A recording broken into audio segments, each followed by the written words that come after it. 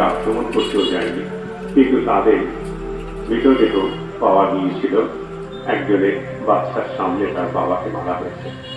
নিন্দা করার যোগ্য শব্দ বোধহয় কোথাও নেই, কারোর কাছে নেই। কিন্তু আমরা তো ভারতবাসী, কথা বাঙালি, কাঁকড়ার জাত। কাঁকড়া দিকে একটু বেরিয়ে যায়, তাকে টেনে নিয়ে আসে, লক্ষ্য করে দেখবেন কাঁকড়াগুলো একে অপরকে টানাটানি করে নিয়ে আসে। এক্ষেত্রে তাই আমরা সেই কাজটার জন্য অন্য যুক্তি খুঁজি। আমি সেখানে যাবো না, আজকে এটা আমার বক্তব্য বিষয় নয়। কিন্তু বক্তব্য বিষয়টা এই কারণে যে আমাদের যিনি সঞ্চালক, তিনি সবে সেখান থেকে এসেছেন এবং ভয়ঙ্কর অভিজ্ঞতা নিয়ে এসেছেন, সেই কথাটা তিনি বলছিলেন এবং আমার তাই মনে হলো যে এই কথাটা বলা উচিত যে আমরা তীব্র নিন্দা করছি এই ঘটনাটা, এই মানুষগুলোর জন্য আমরা সত্য। যাই হোক, আমরা ভারতবর্ষে যে দলিত আন্দোলন, আমি আধ ঘন্টা সময় নিলে অসুবিধা হবে না তো? ঠিক আছে, ভারতবর্ষের যে দলিত আন্দোলন, সেই দলিত আন্দোলনের একটা প্রেক্ষাপট আছে। 1861 সালে নায়ারকে একটা আন্দোলন হয়েছিল। সিভি রামান পিল্লাই, সিভি রামান শুধু নয়, পিল্লাই তার সঙ্গে আছে, ব্রাহ্মণ্যবাদ বিরোধী একটা আন্দোলন তারা তৈরি করেছিলেন।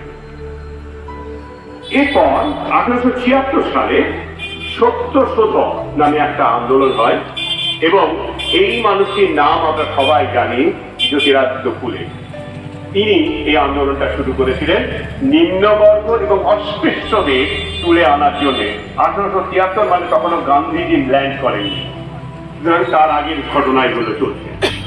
1901 সালে কৈবর্ত আন্দোলন হয় এবং সেখানে ব্রাহ্মণ্যবাদ বিরোধী আন্দোলনকে একসঙ্গে করে তৈরি করার চেষ্টা করা হয়। কিন্তু মনে রাখার দরকার যে তার আগে এই যে আন্দোলনগুলো হয়েছিল, এগুলো আজকালকার দিনে বলে সাস্টেইন ডেভেলপমেন্ট, পরম্পরায় পরপর এগিয়ে যাওয়া, সেটা কিন্তু তখনও ঘটছিল না, ঘটা সম্ভব ছিল না। তার কারণ যাদের জন্য আন্দোলন, তাদের শিক্ষার তেমন কোনো অগ্রগতি সে সময় ছিল না। কেন ছিল না? এই যে আলোচনাটা একটু আগে হয়ে গেল, তার প্রথম দিকে যে ভদ্রলোক বলছিলেন যে ক্লাসের বাইরে তাকে বসে থাকতে হতো এবং সেই ক্লাসের বাইরে বসে থেকে তাকে শুনতে হতো পড়া, জল তেষ্টা পেলে কারুর কাছ থেকে চাইতে হতো মুখে জল দিয়ে দেবে, সেইটা তাকে খেতে হতো, নিজে কুয়োর কাছে গিয়ে জল দিতে পারবেন না। সুতরাং শিক্ষা কোথায় গিয়ে দাঁড়াতে পারে এটা খুব সহজসাধ্য। তাই শিক্ষা যেহেতু ছিল না, তাই উদ্বেলিত করা যায়নি মানুষকে।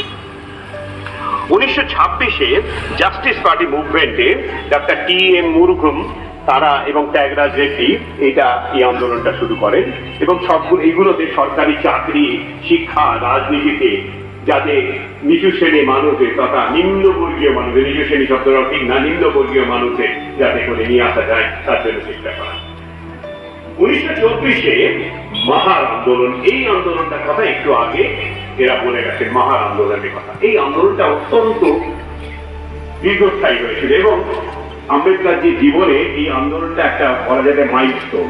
অর্থাৎ আন্দোলন কিভাবে তৈরি করতে হয় সেটা যেমন মানুষ বুঝলেন, সঙ্গে সঙ্গে আন্দোলনের ফলটা কেমন করে সাধারণ মানুষের মধ্যে ছড়িয়ে যায় সেটাও তার মনের মধ্যে একটা দৃঢ় প্রত্যয় তৈরি করলো যে আন্দোলন একটা তৈরি করা যায় এবং সেই আন্দোলনের সঙ্গে আমরা যদি থাকি তাহলে আমরা এমন একটা জায়গায় পৌঁছতে পারবো, হয়তো আমার সেই স্বপ্ন একদিন আমরা সার্থক করতে পারবো।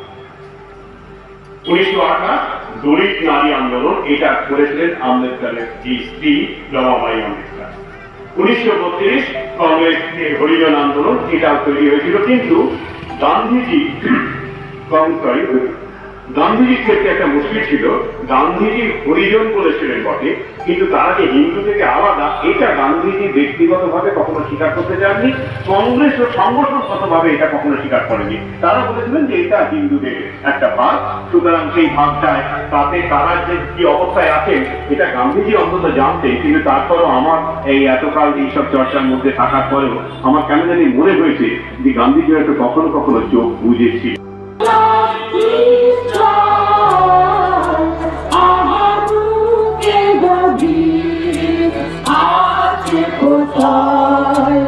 আমরা করব জয় ঈশ্বর।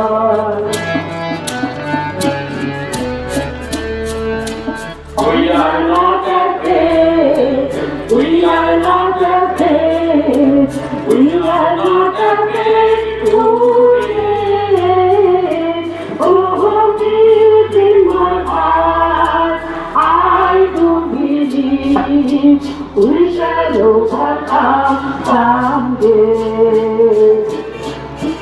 আমাদের নেই ভয়, আমাদের নেই ভয়, আমাদের নেই ভয়, আহা বুকে গভীর আছে প্রত্যয়, আমরা করব জয় নিশ্চয়।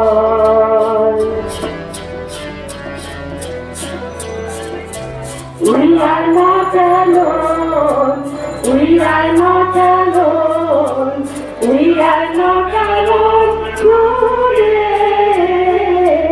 Oh, deep in my heart, I do believe we shall overcome someday. আমরা নই একা, আমরা নই একা, আমরা নই একা, আহা বুকের গভীর আছে প্রত্যয়, আমরা করব জয় নিশ্চয়।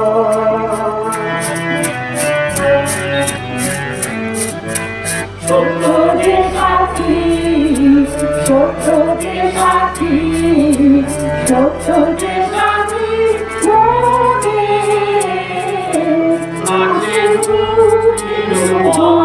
আছে বক্ষ পাখি, সত্য যে মোদের সাথী।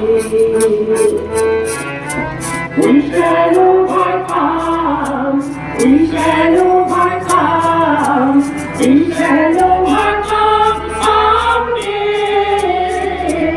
Oh, deep in my heart, I do believe we shall overcome someday.